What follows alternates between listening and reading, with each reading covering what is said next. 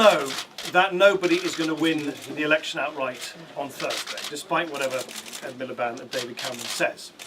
So that means that after Thursday, politicians will have to behave like grown-ups and treat each other like grown-ups and put the country first.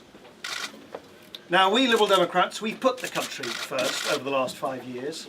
We've shown that coalition government can work, that it is stable and that it is strong. But David Cameron and Ed Miliband don't want to create stability, they want to create a shambles.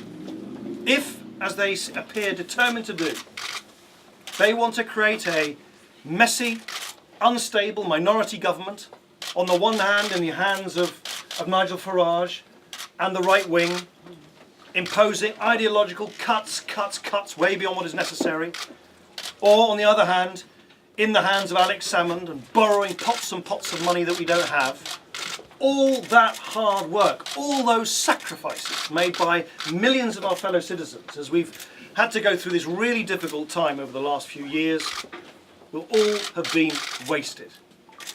The last thing that Britain needs is a second election before Christmas. And yet that is exactly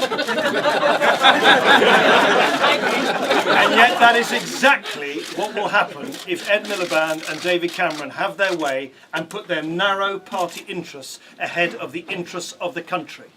Only the Liberal Democrats are now the guarantors of stability in these uncertain times. Only the Liberal Democrats will provide decency in a centre-ground government in the next Parliament.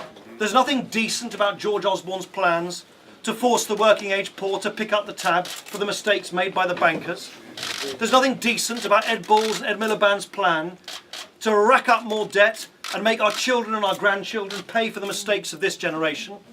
There is nothing decent about the way in which UKIP and Nigel Farage point the finger of blame at foreigners and immigrants for every problem we have in our country. Yeah. And if we provide stability and we provide decency, we provide unity as well. Unity is not created if you divide society in the way that the Conservatives' cuts would divide society. Unity is not created by dividing communities, which is what UKIP wants to do, and unity is definitely not created if you pull our country apart like the Scottish nationalists are absolutely determined to do. So, if you want a stable, decent, united kingdom, you've got to vote for it. If you want to vote for stability and avoid the shambles of a second election before Christmas, you've got to vote for it. You've got to vote Liberal Democrat. Thank you very, very much.